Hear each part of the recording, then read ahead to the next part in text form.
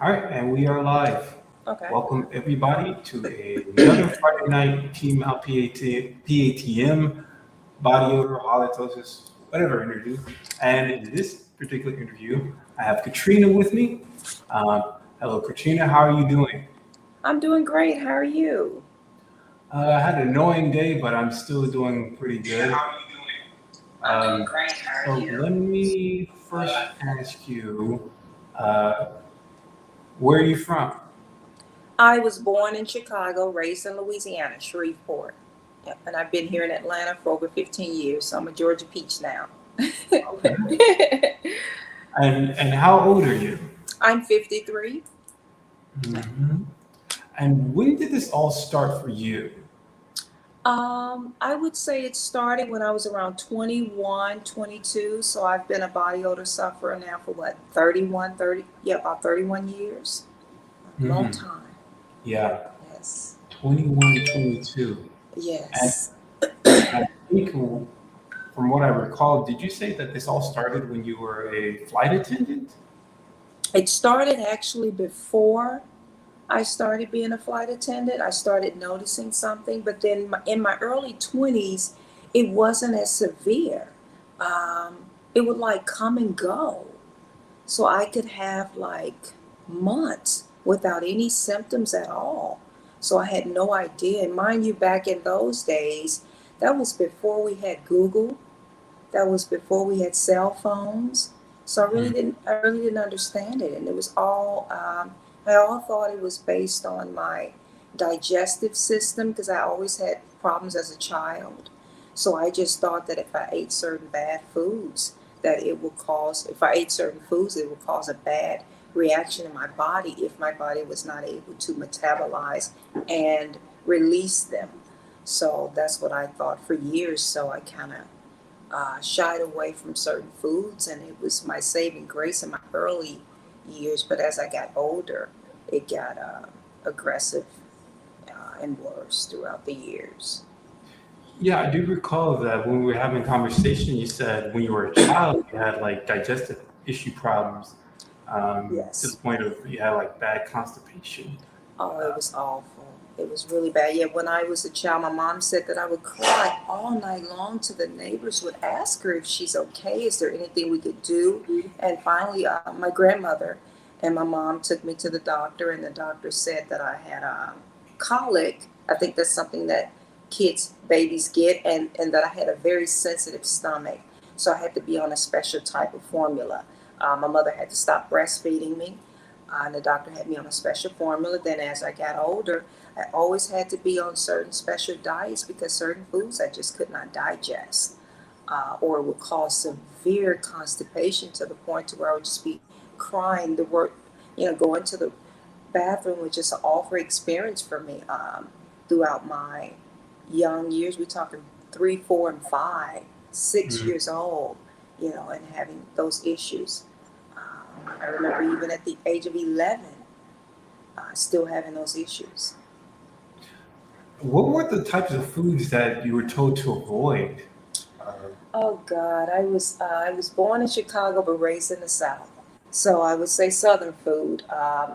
It like was fried chicken based. or something? My macaroni and cheese was one of them. I couldn't have the cheese because the cheese would really cause constipation. I couldn't have anything that had too much butter in it or too much that was heavy oil based. So that took fried chicken out of the equation.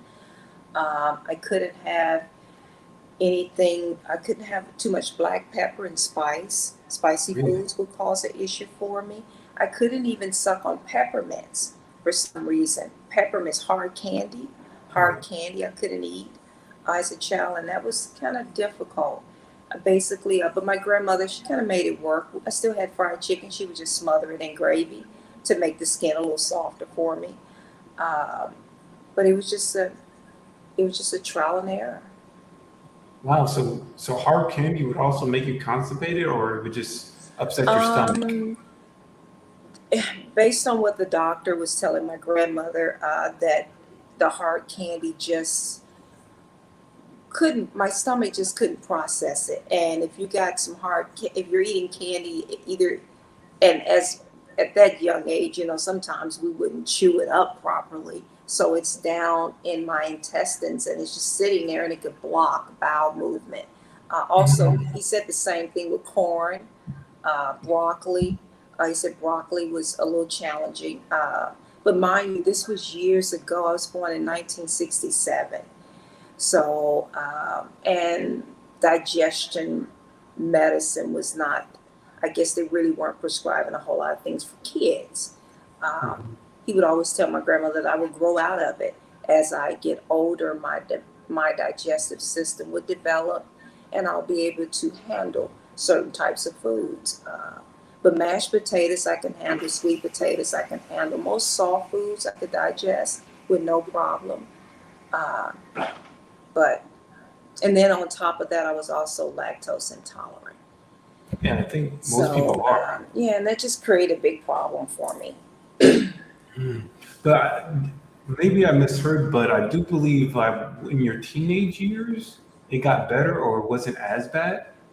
In my teenage years, it got better. It went from one issue to another. In my teenage years, I developed an issue called athlete's foot. That was a big issue because I was in the marching band. I had to get out of the marching band because I would get those blisters on my feet. And I couldn't wear any color socks at all. I had to wear all white socks. In the morning time, I would like to go outside and get the morning paper from my grandmother, but I couldn't touch the grass with my, in the South, we went outside barefoot. It was nothing back then. It wasn't uncommon, but I had to always have on shoes, closed-toe shoes. My feet could not touch the morning grass. That dew or whatever that is in the grass would also irritate my feet. But I had that foot fungus for a long time, and my grandmother tried all different types of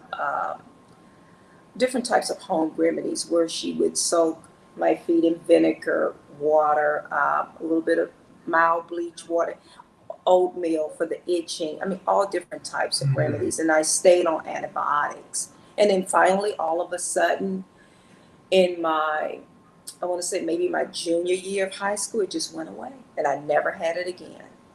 Not sure. But it was just so weird. So it was like it was one condition replacing another. And then when I had that issue, during that time, now let me backtrack.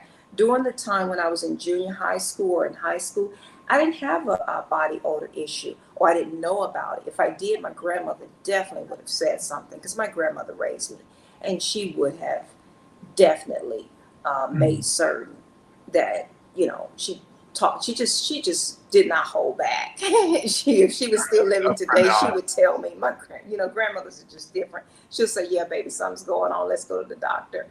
So I didn't have that issue. It wasn't, like I said, until I was in my 20s when I noticed it, and then I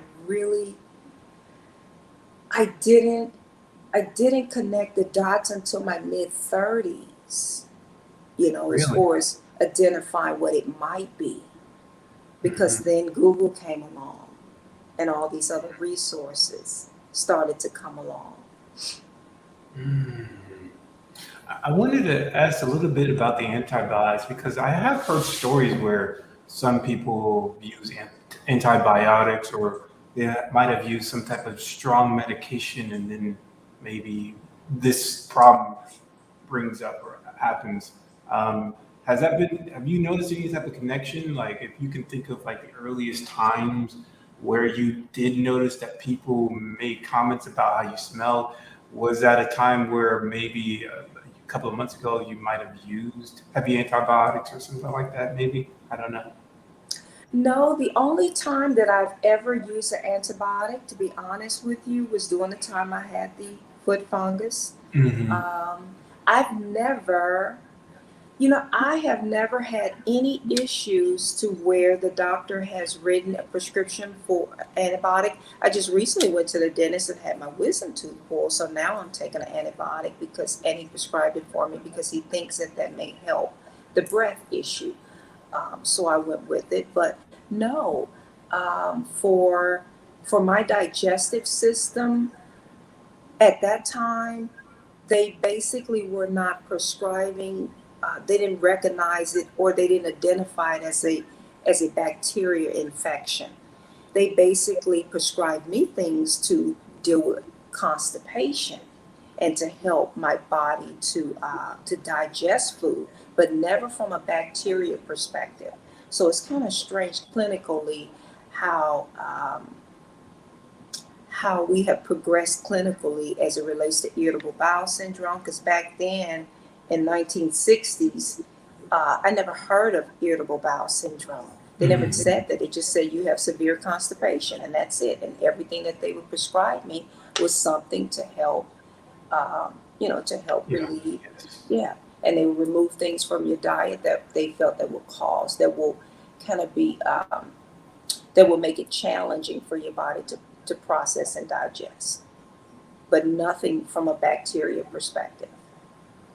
I find that fascinating because, every time I have conversations with people, I try to find some type of pattern, some type of commonality. And Yes. I do notice that some people also have experiencing IBS or have IBS symptoms.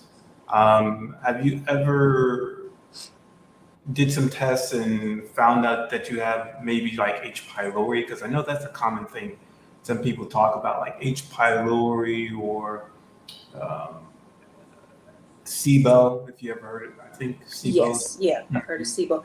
Um, I've had every test you can think of as it relates to digestive system and the way my colon works. Now, I've had my first, what do you call it, colonoscopy at the Oh, age of 42, hmm, and I think I had 5 polyps removed, and one they thought was cancerous, but it wasn't. So at the age of now that I'm 53, I've had 4. And you typically don't get them until you turn 50.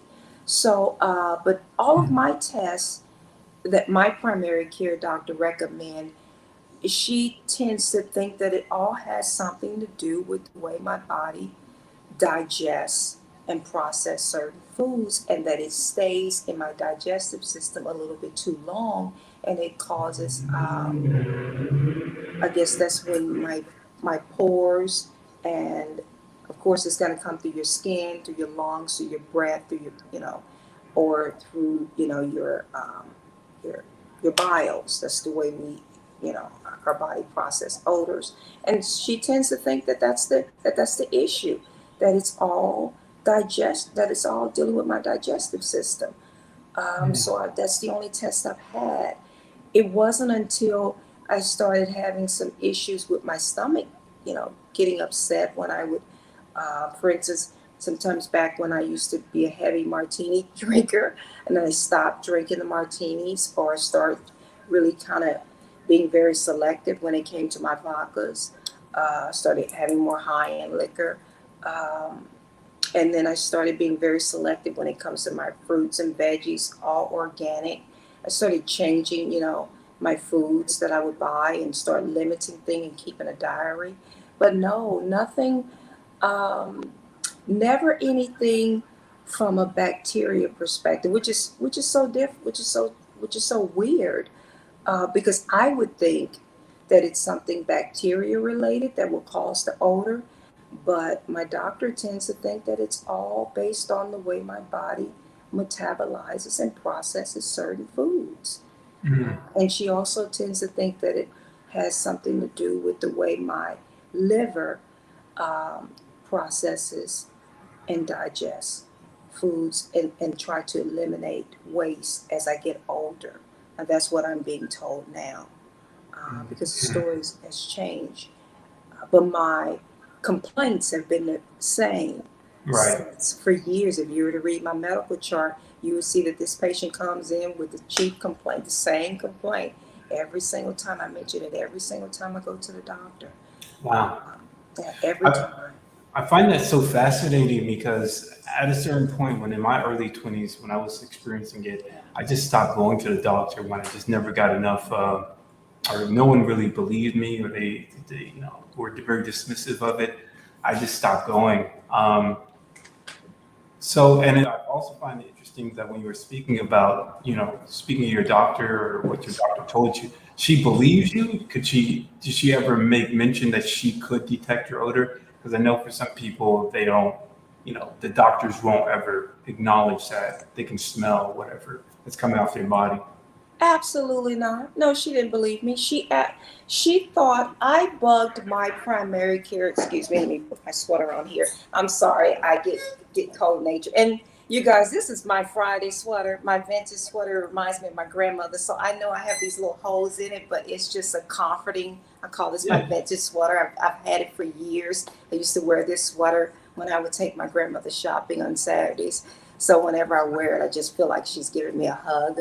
So that's why I'm Mhm. putting it on too, because it's just, and she's no longer with us. So it kind of makes me pour her energy into this interview as well. But back to your question. No, she absolutely did not believe me. At one point, I bugged her so much about it. So I remember one visit, she said, Kat, I want you to see a therapist. And I started crying. And she looked at me and she started backpedaling. She said, no, no, no, no, no, no, that's not why. She said, because I started to develop anxiety, which I had it early on as a Mhm. child, but it went undiagnosed. My grandmother had bad nerves and my mom also had anxiety issues. So I got it. I think I inherited. But she started saying, no, because I want to prescribe you some anxiety medication, but I also want to make certain that you have someone that you can talk to so we can kind of get to the root of the problem of what causes your anxiety. And I was like, this is what's causing my anxiety. I kind of Yeah. kind of lost it. I was like, you don't get it. I said, I know I smell. I said, I'm not crazy. I said, it's coming through my skin. I said, it's almost like a skunk. I said, it becomes a defense mechanism. Then one day, um, in my appointment, maybe she said that she could smell a little something, a foreign smell, something along the line. She still didn't say feces. She didn't say the words that I wanted her to say. She said something along the line like ammonia. She was asking me what was I eating. But once she started really paying attention to me, she was like, Kat, I think it happens, or whatever this comes through your pores, I think it happens when you start to get nervous or when your anxiety kicks in. Then your body chemistry changes. At least that's what she says. The therapist says the same thing. She couldn't smell me my first two sessions. But then on the third session, she said that when I got to talking about it or got to talking about something that we would cover in the session that brought me anxiety or dis-ease, that she can tell that my body chemistry would change and but she didn't say That she could smell you. that she could smell it. They always said something like ammonia or something or foreign scent that they just couldn't recognize. But because I just call a thing a thing. I'm my grandmother raised me, and I'm straightforward. I wrote it down on the piece. I said, "No, are you absolutely certain that you don't smell?" I could say poop on here, right? Yeah, Poop, sure. feces. I told her, I said, rotten garbage. You know, I, I was like, I even wrote it down on my paperwork. When you do a little paperwork about what are you coming in here, and I know she just got tired of it after a while, but she never would admit, even a therapist, never would admit that they smelled that. And when you start describing these smells or writing down these smells, these are the smells that people say you overheard people say about you, or it's things that you actually can smell yourself. These are the things that you have to be. There's a saying that your thoughts become your words, and your words become your actions. I had to be careful with sometimes. I was doing so much research at one time to I I didn't, even though I couldn't smell myself, I would read these things on the internet of what people would say that other people would react, would say that they would smell. And I sometimes, when people would kind of throw these hints, they'll say like, "Oh crap," you know, "Oh Mhm. holy shit." So I'm thinking in my mind that they're saying to me, I'm smelling like crap or garbage, or garbage. You know how people can kind of throw a little hint, and those are the words that they use. So I'm Mhm. thinking, because I've only been able to smell myself one time, and that was like the beginning of this year. I love garbanzo beans. I make my own hummus. I like the bars Oh too. God, I love them. I fell in love with them, and I didn't realize that a week had gone by, and I had them on my salad, or I would make my own hummus. Then I found a recipe online where I would bake them. Oh, and Mm. I just had these fancy little recipes like all week. And I noticed that I had been eating beans, because it's still in the bean family, for a week. And one day in our marketing meeting on a Tuesday, I leaned over and I could literally smell. It was like a smell like rotten garbage. And I was, oh my God, I was so embarrassed. I went to a place in my head that I don't like to go there. It's my Mm. safe spot, but I don't like to go there with this illness. Um, but that's the only time I've ever smelled myself, and it was not pleasant. Yeah, that's so interesting. Your story's so interesting because I thought for at least a couple of months ago when I went vegan that I could Yes, eat anything. So I bought a I lot of did black too. beans, I bought a lot of garbanzo beans. And then Yes, when I started realizing I'm getting reactions, I still yes, have like tons of beans left in my pantry that I can't eat anymore. yes. So that's yeah, I could relate to that. Yeah, Um, I have my body. I call it body odor sufferers too. I call my BOS library. Now I have this notebook that I have in my kitchen. I also have a small one in my car. So now I know where I refer back to it, because I know exactly how much choline or how much sulfur is in these foods. So now I'm very, very particular about what I eat, and I can't have it because it's extremely high, or I try to modify everything else that I'm having that day, because there's a certain amount of choline and sulfur that I allow. I'm trying to find my threshold, so I'm kind of playing with it. And that's where I adopted intermittent fasting, and that's been a game changer for me. It's totally changed my life. Um, Yeah, yes, you mentioned it a little bit the second time I had a conversation with you about you doing a 7 day water fast, or was it just a yes, dry fast? yeah. Talk Water about that fast, experience yes, yeah. because I think that's really. I was trying to actually today. I was trying to do a water fast, but I couldn't make it past 8 a.m. So I just started eating. I think that's incredible to hit it for 7 days straight. I did Um, 7 days. Now, mind you, Dr. Mindy, her name is Mindy Pales, Plez, and Dr. Jason Fong. Dr. Jason Fong is a neurologist, and he really has a lot of his patients doing the intermittent fasting. But I started studying it in 2018, and I asked my doctor about it, and she thought that was great. She too fasts. I grew up fasting. I grew up from a culture background where our church, we were Pentecostal Church of God in Christ, kind of a very strict religion, and we would fast and pray all the time. So I understood the spiritual healing benefits of fasting, but I never did equate that from a clinical perspective until 2018, when I started bringing it into my lifestyle. I started learning about ketosis, and then I started studying autophagy, because the body is actually smarter than we think it is. The body is actually designed to heal itself.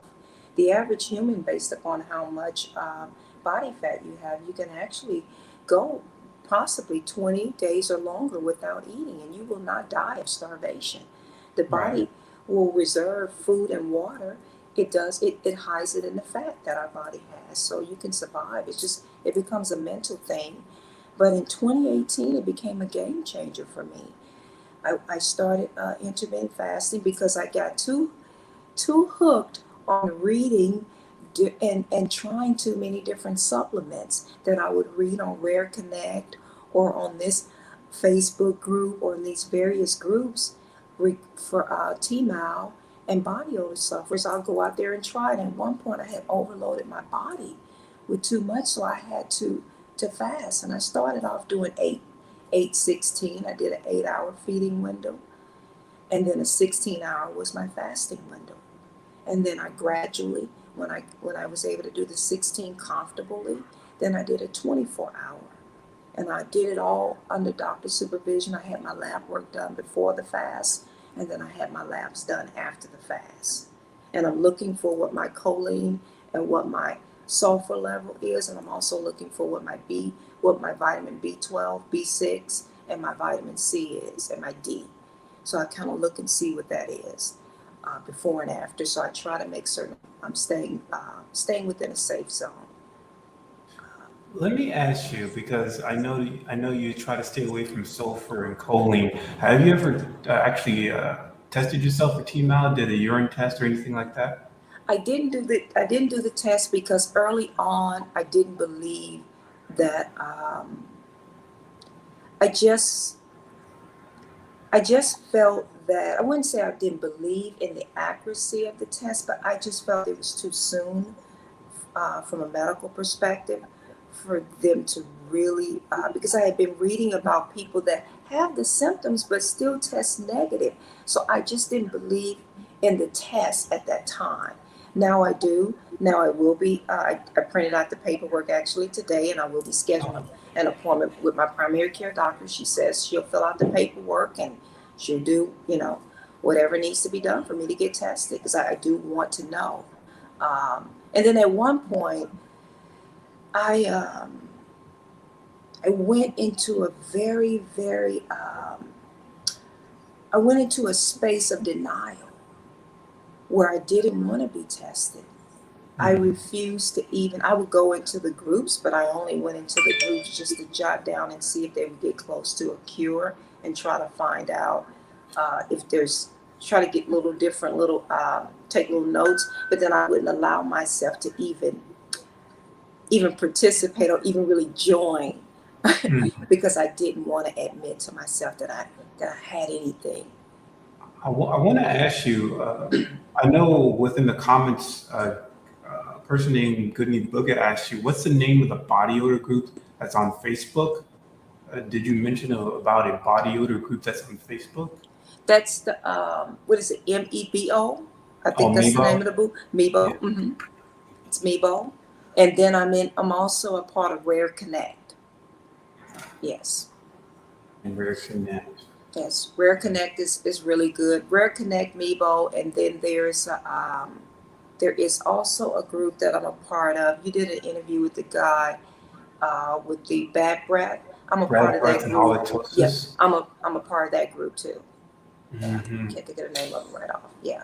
So you also saying that most of the time, like when you're early 20s, or I guess throughout most of your life when you experienced this, it was only body odor related, but now in the later years or most recent years, it's now also halitosis. Yes, Um, I noticed when I turned 50 that I started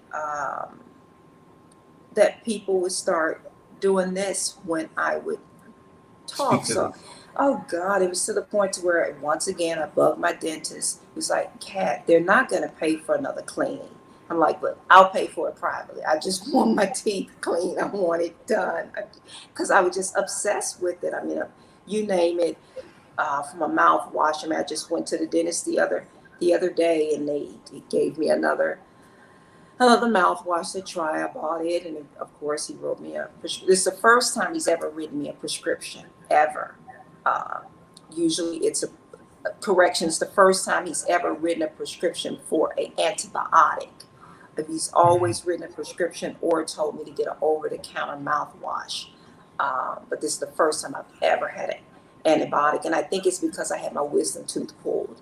Um, and so he wants me to take the antibiotics to make certain an infection doesn't set in. But he tends to think that the antibiotic will also work for the bad breath. But there too, he says I didn't have bad breath. He says he thinks it was just basically the wisdom tooth that was starting to give me some issues, and now that that's been extracted, he tends to think that's gonna that should fix it. But Mm. you know, I don't know. So since you go to the doctor pretty commonly, and you were speaking about a little bit about how one of the doctors believed that it has to do with your liver not being able to break down the food properly. Yes, Were you Yes. able to do any type of scans or tests on your liver to see if there was any anomalies within, I guess, the liver in itself, or how it breaks down food? Is there a way? Did you ever take any tests that could do that? I haven't had the test to see how it breaks down food yet. I am gonna get that, but I did have where they can do this liquid, some stuff I had to drink, and they put you through this little machine where they can actually see the liver and the colon and all that. Then I've also had the scope where they put, the little scope, the little camera down, Oh, Yeah, but I interesting. am going to get the test to where they actually have a scope, a camera inside my stomach, and then I'm going to eat, and they're going to actually see how my body process and digest that food. Like That's I made, interesting. I'm going to have that one. Then after that, I don't know what else, what other tests. I just have to wait until science catches up. Mind you, it's been 30. I'm just so in awe of what's available now as opposed to when I was in my 20s. We didn't have these tests available. We didn't have, or if they were available, doctors were on the fence and insurance companies were on the fence about approving them. So we've come a long way from what I can see as being able to get certain tests. Because for years, they always thought, in my opinion, it's always been clinically viewed as being more of a psych issue and not a Yeah. clinical problem. I must be honest. And I work in healthcare. I mean, I'm a healthcare sales rep, so I'm very used to the industry and how it works. I, I, I do have a comment. I want to Yes. read a comment from the list here from Beautiful Brown Chick, and she asks, I would like to know if Kat ever had children or gotten married with this condition. No, that's a very good question. No, I never had children. I knew early on. My aunt said that I told her at the age of 10 that I'm never having any kids. I wouldn't say I had a very good childhood because my grandmother raised me and she was a very loving, caring woman. And so she did the very best she could. But I knew early on that I love children, but I knew I didn't want to have any children. Mm. Um, and then when I got in my 20s, and definitely in my 30s when this condition started to shift and change sometimes I knew I didn't I just didn't I just didn't want to. Relationships um, became challenging because I became challenging. Mhm. So, So did you fear that if you did have relationships or had kids, you might pass this on to them or something, or was it I just something thought that, specific? yeah, I thought that I would, and I just, for selfish reasons, I didn't. I just, I just couldn't. I just didn't feel that I would. I could barely mentally handle it myself early on. I Hmm. mean, it's been extremely challenging. Um, some days I still have my moments, but uh, I know that without God's grace and mercy, I wouldn't be here today. And I know without the power of having a strong mind, meditating, and clinically, I think that we are probably the strongest individuals in the world.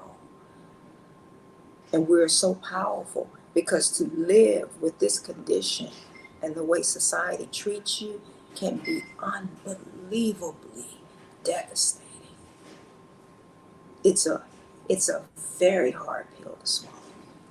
But for us to stand tall and walk into rooms as if we own it and control it and still become on top, we are a hell of a group of people because this is something that I wouldn't wish on my worst enemy.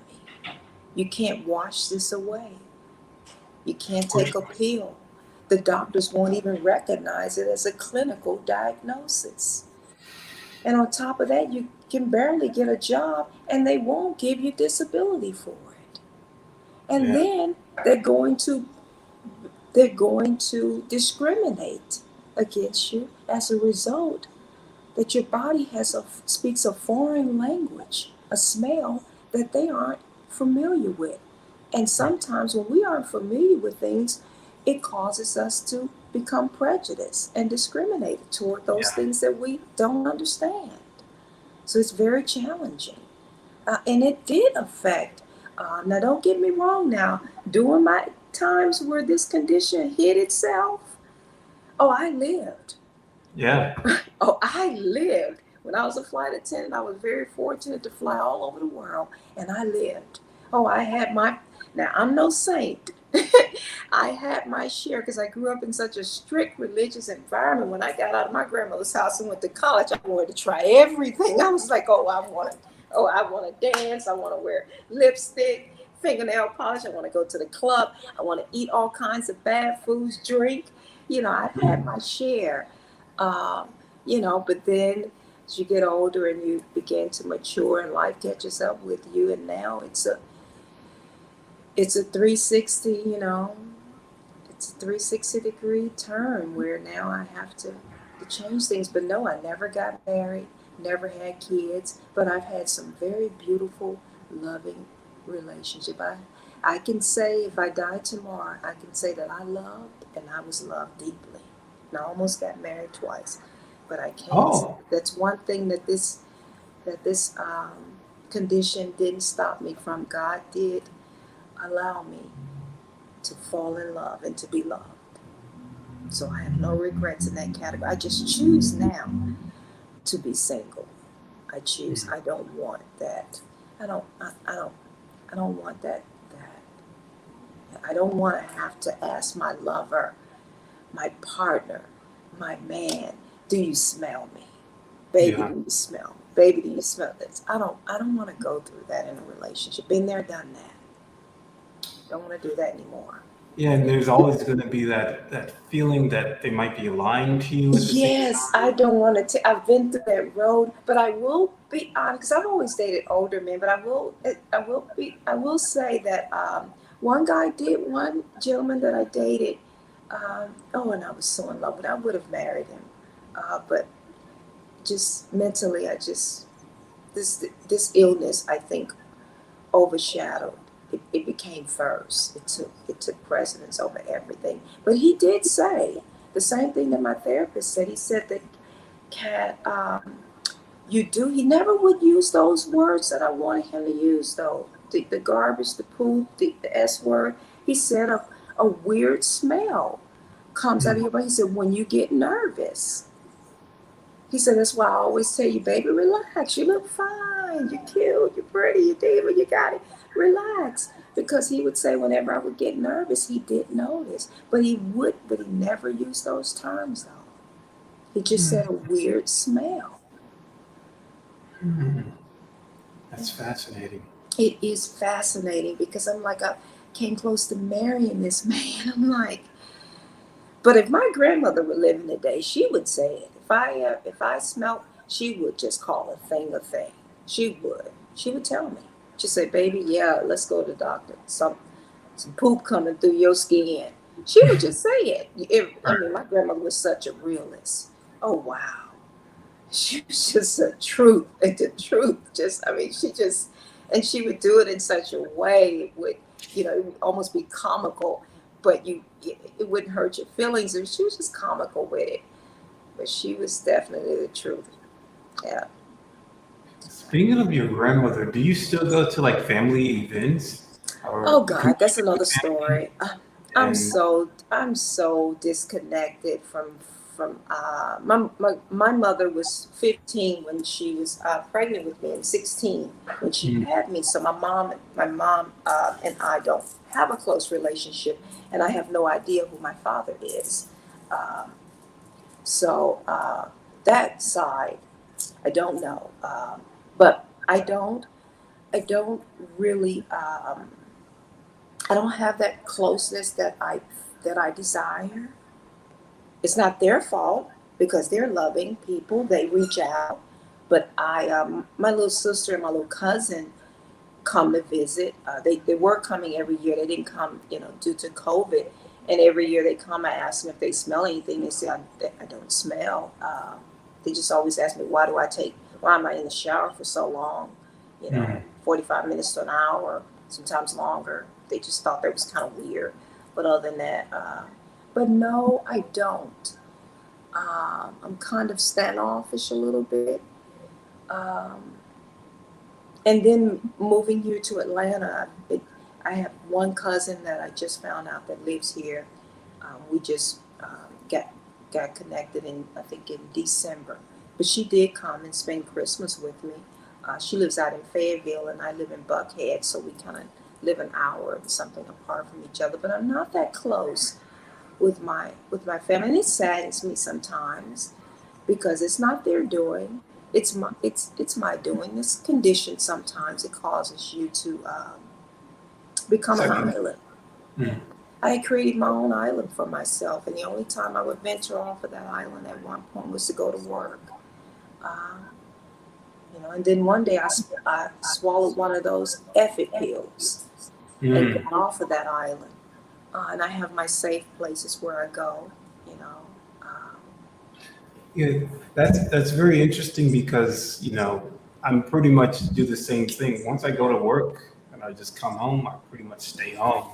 And now it's to a point where I just feel like I'm just wasting my life away. So now I always try to force myself to go outside, whether it's going to walking in a park or something like that. Because I don't know, I just feel like I'm going to look back years later and feel like I could have done this, I could have done that. And now those years are gone, You will. Please do it. Live your life. Like right now, I'm planning a trip to go to Vegas. My birthday is in November. Do I know anyone in Vegas? No. I love the Bellagio Hotel there. I'm going to book me a room. I'm going to go to Vegas by myself, take my flight. I'm going to Vegas. I'm going to have a great time. I love supper clubs. I like smoking a cigar every now and then. I'm going to go to Vegas, have me a cigar, and I'm gonna have me a wonderful martini. I don't gamble, but I just like the ambiance, just the beauty of the casinos. Yeah. And I'm gonna go and tour some of those little places where you go and do those edibles. May even partake an edible or two. I'm gonna do it. I think they may have a meetup coming soon to Miami. I may come to Miami. I'm thinking about it. I keep hearing about that. Ladies, only ladies, Miami trip. Yeah, so I'm thinking about doing that. If they go, it'll be October, I think 15th through the 17th. I'm gonna go. The ladies, I think I'm gonna probably be the oldest one in the group, but I'm gonna go because I absolutely never met anyone with this condition. You're the second person that I've ever spoken with in my life with this condition. For years, I refused. I was in such deep denial that I called myself a looky-loo, to where I was that person that would go online, read the comments. I was too afraid to even check yes or that I like what they said, because I was thinking that, somebody gonna find out that I'm in this group. I wouldn't even join the group. I was just so deep in it till one day I just woke up. It was after meditating, and I just started just crying and crying. And I just laid out in the middle of the floor. And I just said, Lord, I can't do this anymore. I just said, I can't. And I woke up that next day, and I started clicking like. I joined the group, came out and just said, excuse my French, F it. It is what it is. No man is an island. I was like, Katrina, you're 53 years old. You're not going to live another 50 years. And if you do, you don't even want to be 103. So what the hell are you waiting on? It is what it is, my child. Have I not covered you? What have you not been able to do as a result? You wanted to be a flight attendant. I made it happen for you, didn't I? Use a sales rep for Johnson & Johnson, #1 in your territory. You've been a regional director of business development. You've traveled all over the world. Haven't I covered you? Don't I have you? And I'm talking you, I talk to my G like that, my God. Like he and I got that kind of relationship. He's like, girl, I got you. There's your story. Your story could be a survival guide to somebody else. You're 53. I've covered you since you were 20. You've been able to walk into rooms that the average person would drop dead. And you're still standing. I got you. Speak. And I just got up off the floor and said, yes, Lord. Yes, Lord. There is a reason. I wouldn't wish this on anybody, but I have it. And there's a voice inside of me that I know God wants me to do more than what I'm doing. And so I have to be obedient to that voice. And I have to say, okay, what can I do to help those babies behind me live a better life? Maybe if they see, well, God, Kat's 53 and she's living her best life. Maybe I can do this. Kat's 53 and she's has a corporate job. She's dealing with it. How is she handling it? Yeah, I make some sacrifices because my diet has to be immaculately clean. But I do it because I know there's a purpose for me and all of us. But I stood for so many years. I was a looky-loo, and I missed some of the best years. Yeah. And I say that to say, live your life. And if somebody's watching this video today, don't. Tomorrow's not promised. Do not let this illness overcome you. No, every day I walk out that room, I think I'm the baddest diva in Atlanta. Yeah, I got a body odor. I can't help. You think I wake up in the morning and say, oh, I'm going to wear this and I think I'm going to spray on a little funk today. Yeah. Who chooses to walk out their door sharp as hell and smelling like garbage? Hell no.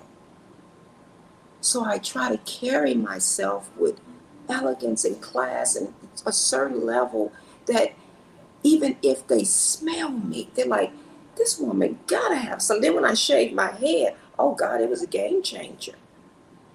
And I'm working in healthcare sales. A lot of my clients thought I had cancer and they thought that the odor was coming from maybe some of the medications that I'm taking. Mm. You'd be surprised. I've had people that hug me and say, oh God, I'm so proud of you. What stage are you? I'm like, I don't have cancer. But I don't know.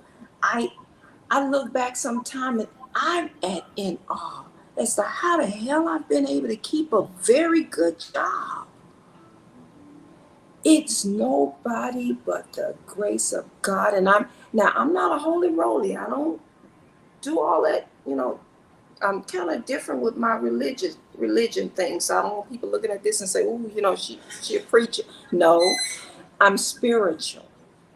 And I know that it's a spiritual being that has kept me. And my God has protected me and has opened doors for me that only He can. That only He can. I know He shielded this odor some days. And He's allowed me to go into our marketing meetings every Tuesday. And it's nobody but His grace. Because I know I'd have been gone. I'd have been checked up out of here.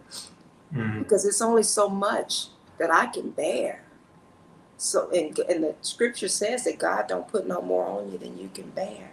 So I know when I kind of checked out a little bit, I know His grace and mercy and my ancestors just kind of lift me up and say, girl, I got you. We're going to walk right on through this. We're going to go on through this door. But there are times I pick and choose my battles. I pick and choose. But at the end of the day, I can't do that anymore. God dang it, I'm living. Yeah. I can't. I don't want to be going to work, coming in this condo. Hell, I get sick of looking at these four walls. Yeah. Yeah. But I pick and choose where I go, though. I'm very funny.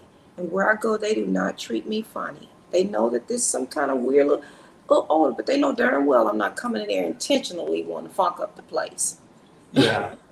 They know I, that. and I Excuse me, find I it, didn't mean to get emotional. I'm sorry. It's just, no, I just, mean, it's it's great just, for people to just be honest, give you your raw thoughts. And I wanted yeah. to say, like, yeah, I find that so interesting that you're able to reach such a high place within Yes. your company because, with this condition, I naturally believe whenever I go into interview, I'm not going to get the job. Or if I do get the job, I'm thinking it's only a matter of time before I just quit. But you able to stay for, I don't, how long have you been staying for your current job? I've been in healthcare sales for over 25 years. I've Mm. been, I worked for 7 years at Johnson and Johnson. I've never lost a job due to my body odor. I left Johnson and Johnson because my boss retired and they closed out our division.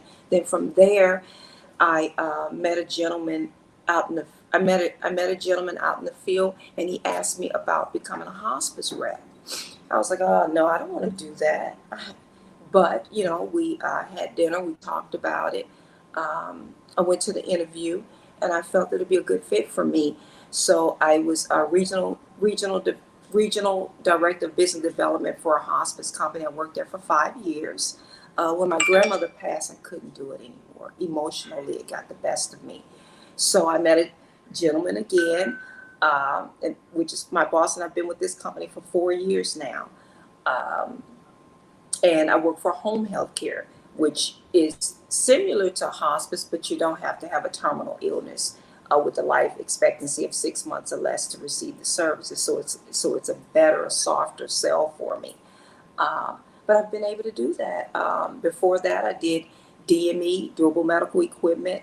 I think I did that for like 3 or 4 years, and then my ex in Shreveport, he and I had a physical therapy company in Oh, that's Shreveport. Yeah, interesting. we were the first. We had a physical therapy company called PTS. We were the first African American owned physical therapy company in the Arklatex in Louisiana, Arkansas, and Texas. We were the first black owned. So I did that, and then I decided to move here to Atlanta. So. Uh, but no, I just You did a now lot has of it been things. challenging? It's been extremely challenging. Because I got it in my head that I wanted to be a chef at one point. So I went to LaGordon Blue and studied. Um, I wanted to do that, and I did. So I cook on the side. What I used to. I don't do that anymore.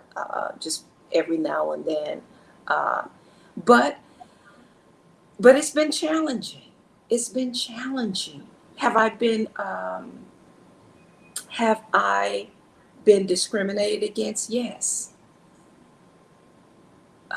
Have I had people to throw hints, think I'm not intelligent enough to know that when you throwing hints that you possibly throwing hints at me? Yes, that has happened.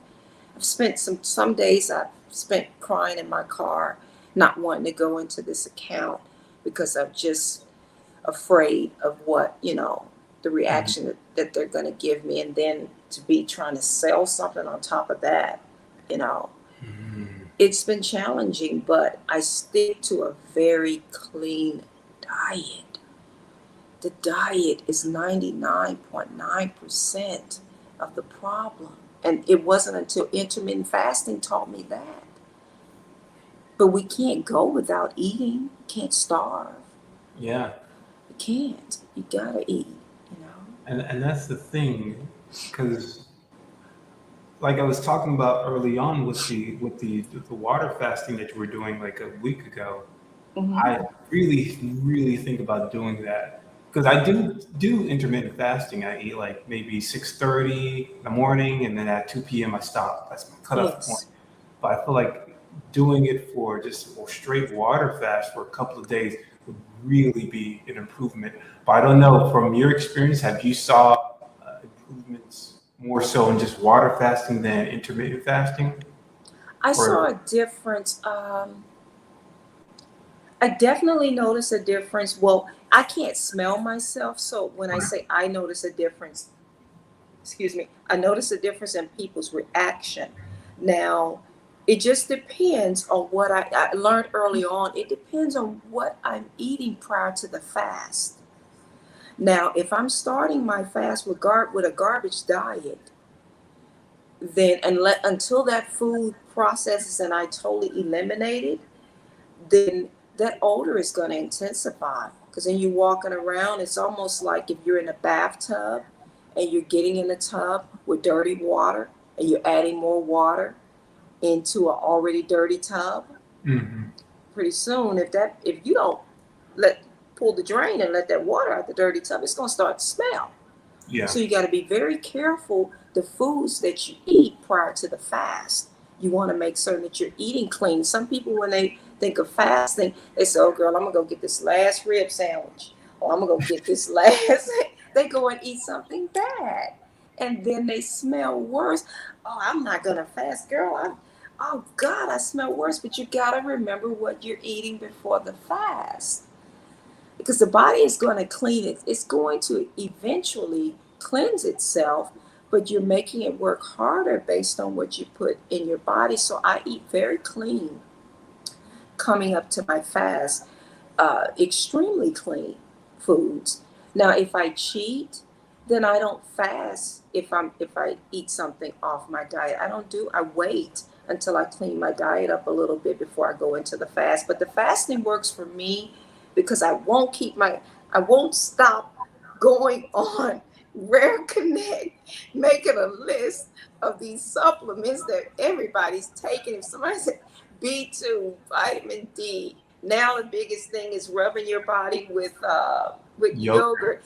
If I I just had to stop taking all these supplements. Now I believe what hypocrisy says when he says, "Let food be thy medicine and medicine be thy food." So now when I read these things, I try and go and find the foods that are high in B2 or B12, and I let the food dictate, and then I keep running my labs. Have a doctor friend of mine that's pathologist. So I just keep, getting my labs checked so I can see what my deficiencies are. And if I'm not deficient, then I don't. Because, knock on wood, I don't take any supplements. I don't take any medicine. The only medicine that I'm taking today is the medicine that my oral surgeon prescribed for me, that he wanted me to take when I had my wisdom tooth extracted. I take a probiotic every day, and I don't take that probiotic if I drink kefir. And I just started that by following this wonderful guide,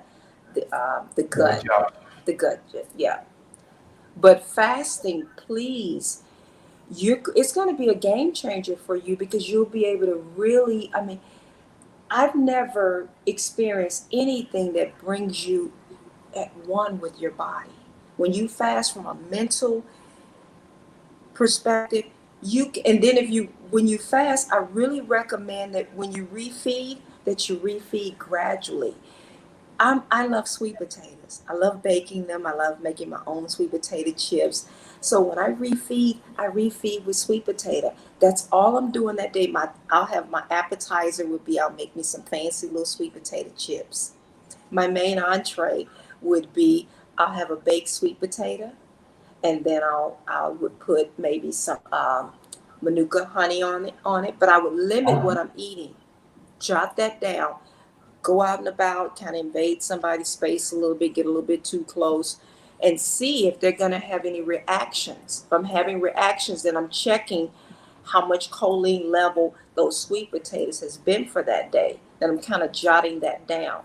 But if you're going to refeed, and you're refeeding and you're eating 3 or 4 different things, if you got sweet potatoes, then you having sauerkraut, if you're having, so you can't really narrow it down. Yeah. You're going to have to do a fast again so you can detox. But that's the reason why I start implementing the fasting into my diet.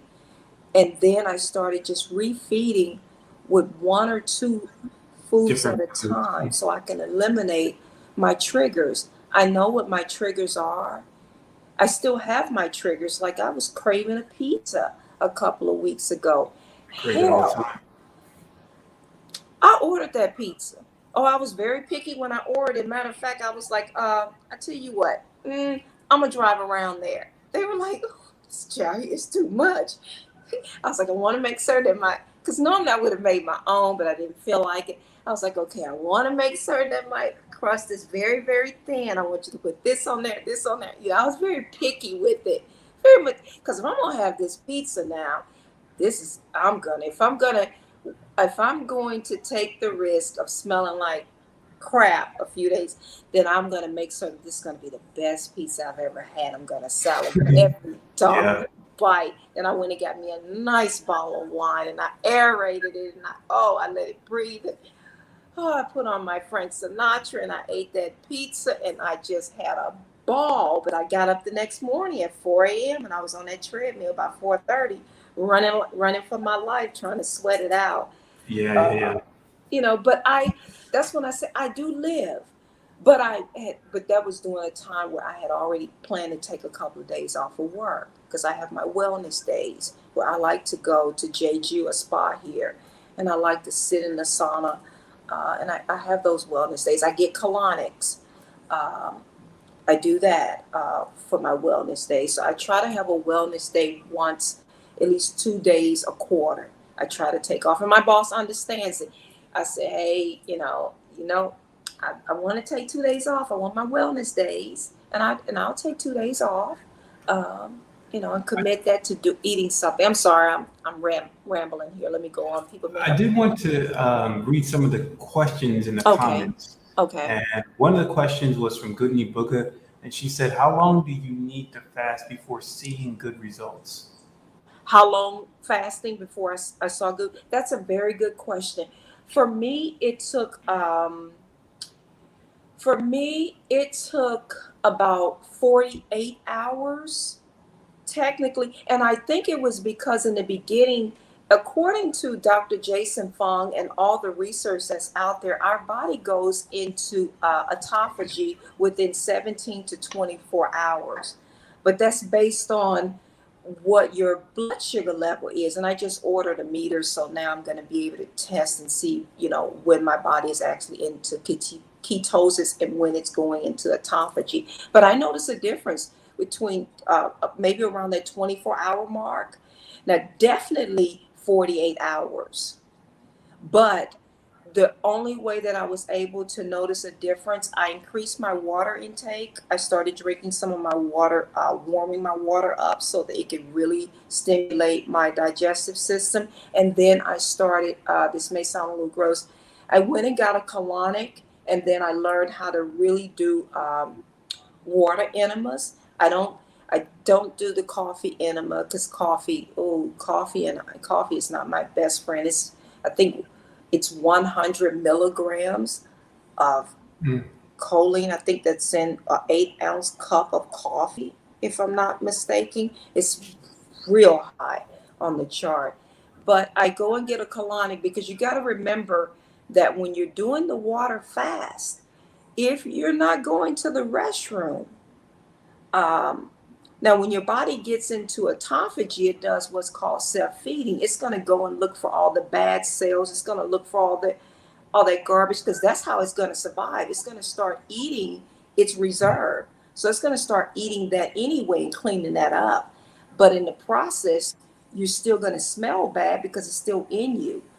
So it's still garbage in, garbage out. But for us, the garbage just sits there.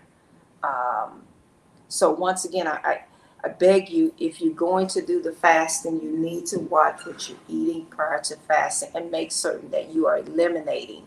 Because if not, then you just have food that's sitting in a garbage can, um, and it's going to make you smell. I got another question, or Hmm. they're basically two questions, and they're basically asking the same thing. Okay. One from B. Scott is, what kinds of foods does she eat? And what kinds of supplements does she take now? You already mentioned about you only taking probiotic and antibiotic. Yes. And the second one is, what does she actually eat? Okay. What I actually eat, I have this, I have a notebook and where I keep all of my food is in there. And then if for some reason I'm not at my notebook, I have the listings in my, I have it in my phone where it gives me a printout of every single foods. They're on the, I think the Mebo site where you get all these foods and it tells you what the choline level is. And then that app that you sent me, I started using that app as well. Oh, But the chromium, foods that I, Mhm.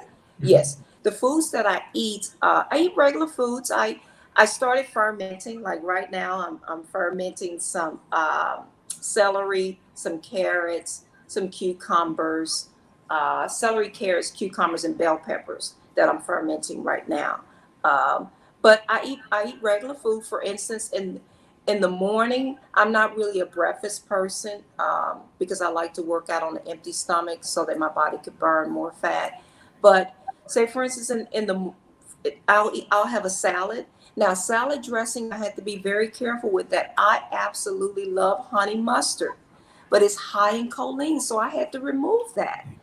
Or when I have honey mustard, I make my own because I can't have the store-bought honey mustard because it makes me smell worse. But I'll have a salad. My salad would consist of cucumbers. Cucumbers is like, if you look it up on the list, it's like probably 3.5. That's very low in choline. Mhm. Cucumbers is very low. I'll have watermelon in that salad too. So I have cucumbers, I have watermelon, I have lettuce. I love arugula, but I don't. I just have regular lettuce. And then I have my salad dressing. Believe it or not, ranch salad dressing gives me the least amount of issues. What Or type of salad ranch, dressing? ranch, Oh, ranch. yes. I'll use That's that. interesting. And sometimes I'll make my own. Sometimes I'll get me some olive oil. I used to use turmeric, but you can't. It's very high in choline. It's Really? I extremely. didn't know that. Oh yes, look it up on your list. And turmeric is ginger powdered ginger is. So now if I'm using them, I blend my own. So I make my own salad. Now for dinner, I may have I may make myself a sweet potato souffle, or I may make a carrot souffle. So I'm gonna have that. I love greens, but greens are not my friend. So dandelion works well for me. So I'll make me a big pot of dandelion instead of collard greens. So I have greens. I eat greens a lot. I love celery. I saw one of my favorite dishes is you get you some celery, get you some apples or pears, whichever fruit you like. Get you celery, apples or pears. Get your bell pepper. Get one of each color because it's gonna look so beautiful when you're sautéing it. You're gonna slice it up.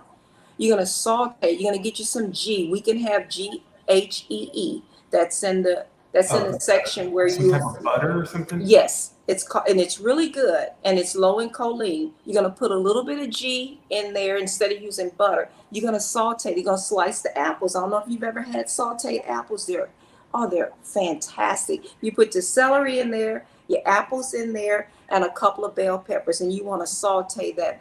Oh my God! When I tell you, it tastes so good. So you have the sweetness of the apple. You have the celery, which celery is a natural, it gives natural salt. And for those of you that want to experiment a little bit, instead of using celery, sometimes I use fennel.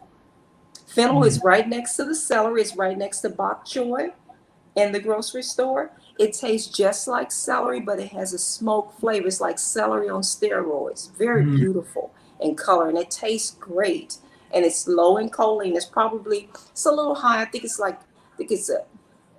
11, but you're not going to have that much Yeah. the other things that you're having. So I'm very creative. As a matter of fact, I'm working on a cookbook.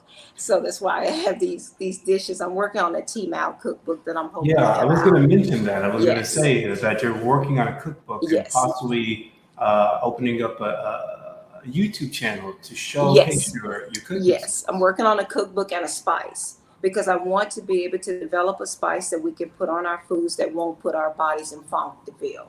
You know, something that we can have that would make our foods taste very well. And then I may be able to do a salad dressing as well. But the cookbook, in the cookbook, I'm going to have tapas and main entrees, and I'm also going to have a couple of cocktails because a lot of times we want to have a drink. Like today, I'm getting ready to have a glass of wine.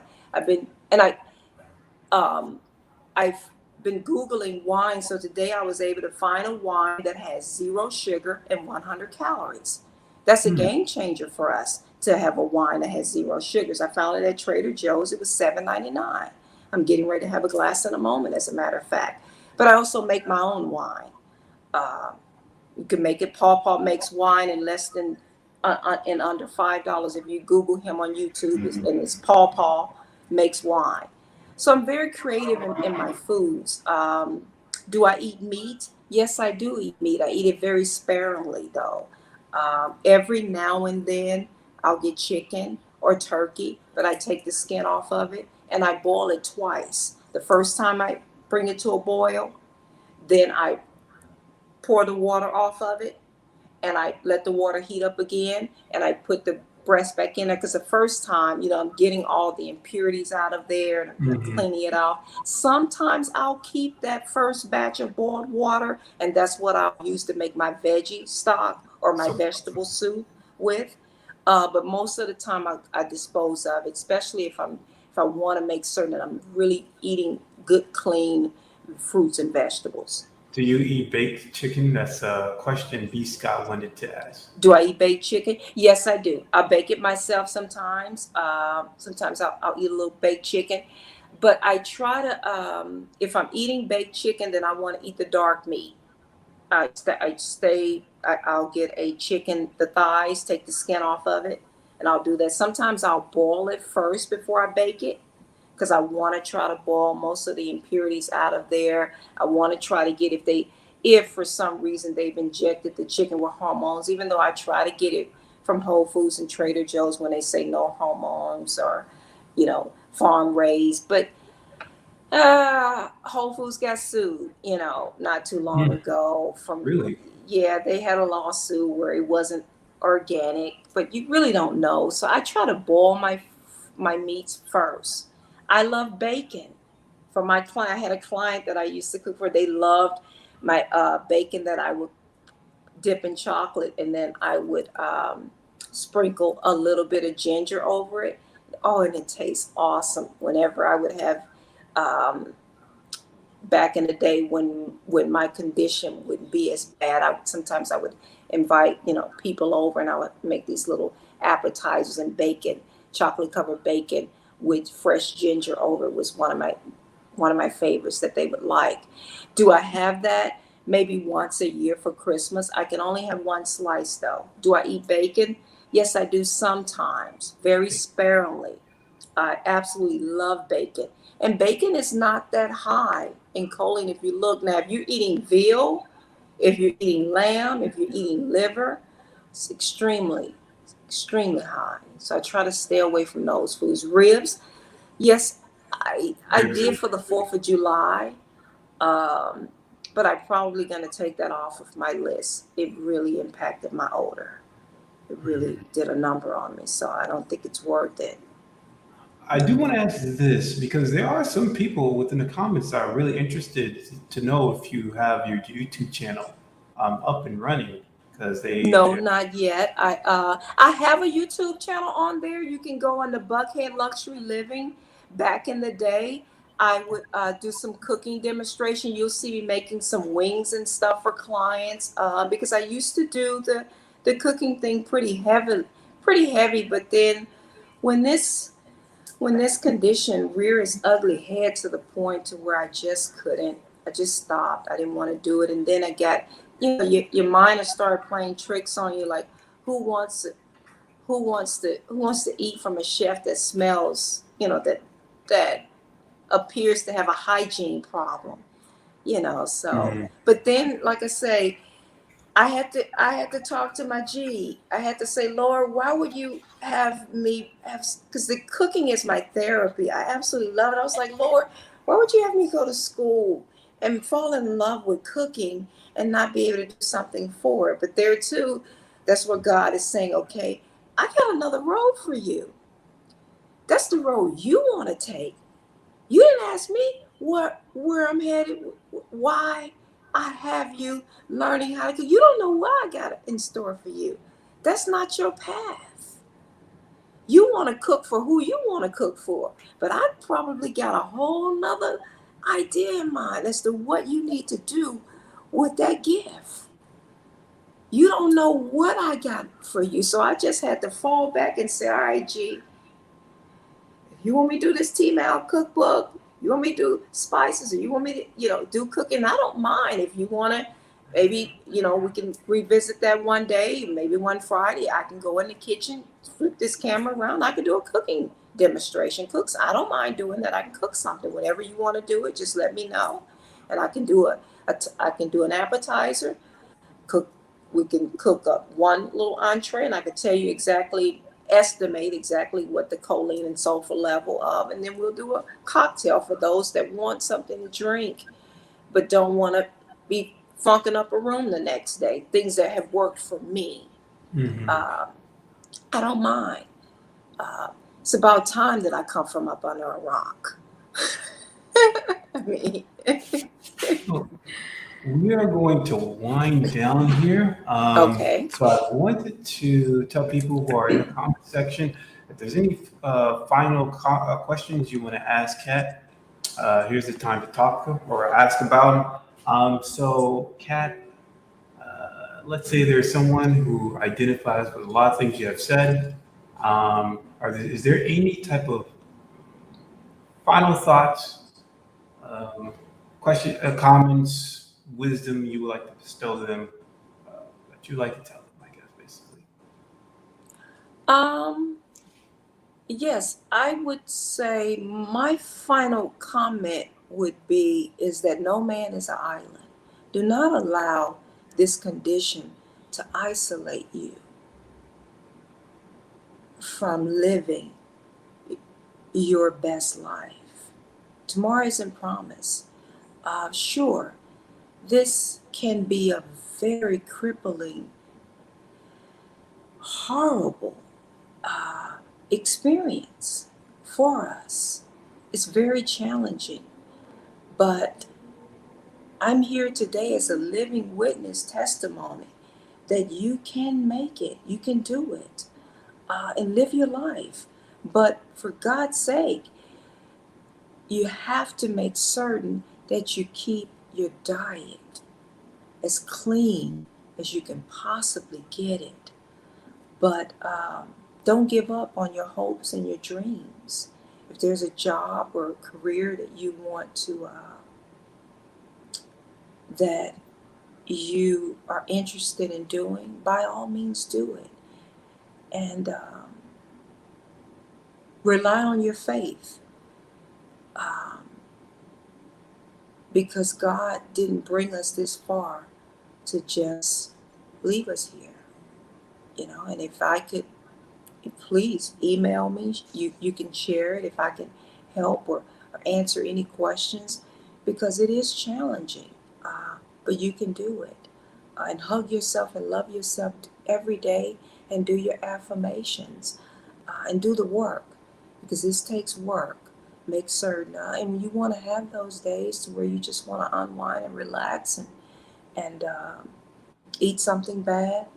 By all means, live, but then get yourself back on track and get back on that clean pathway, because it is challenging, but you can do it. You can do anything that you put your mind to. I'm a living witness. And may God bless you and keep you, and stay strong. I do have a question that was from Yes. Nicole Grimm, and she asked, she says, can she let us know when your challenge starts and when the book is released? I sure will. Yeah, I'll come back here first. I'll let you know. I'm hoping to have it ready to go to the printers by January. That's my goal. So I'm hoping to have it out. I'm hoping to have my spice before team by January. I'm hoping to start the year off having it ready, and that's not far away. My channel, hoping I can kick everything off by January, but I'll come here first And then I'll do a cooking demo or something with it. We'll do something from the book. But yeah, definitely.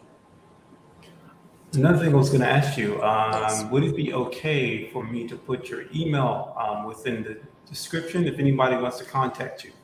Yeah, please do, and put my Facebook on there. Send me a message, because sometimes I may not check my email right away. But inbox me on Facebook, please do.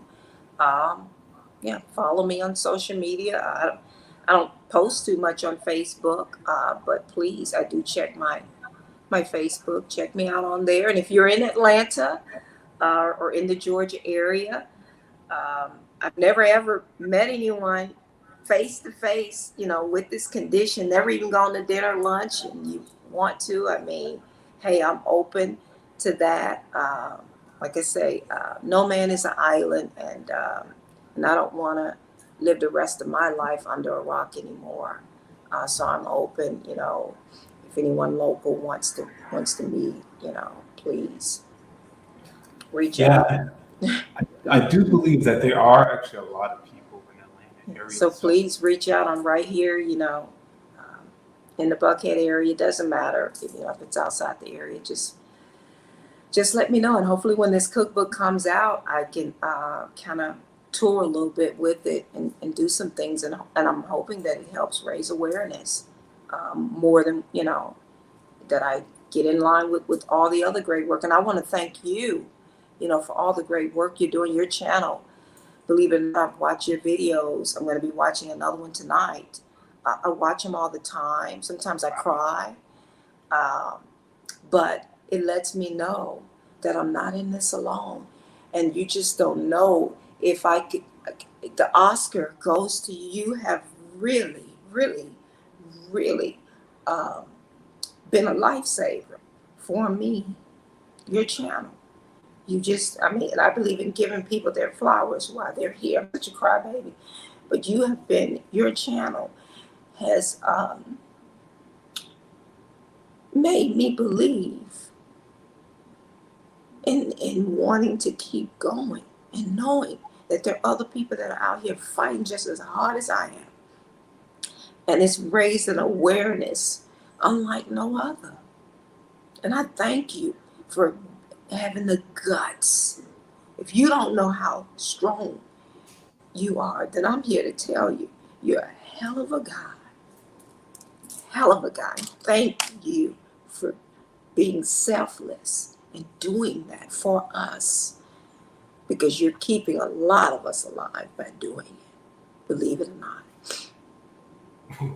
Well, I don't know what to say to that. Well, I appreciate it. That's why I guess I should You're say welcome. You're welcome. But other than that, I also appreciate you for coming on and telling your story. Oh, you're more than welcome. I enjoyed it. And this is Friday Night TMAU PATM Body Odor number 35. And we are out of here. Peace. Appreciate it. Bye-bye.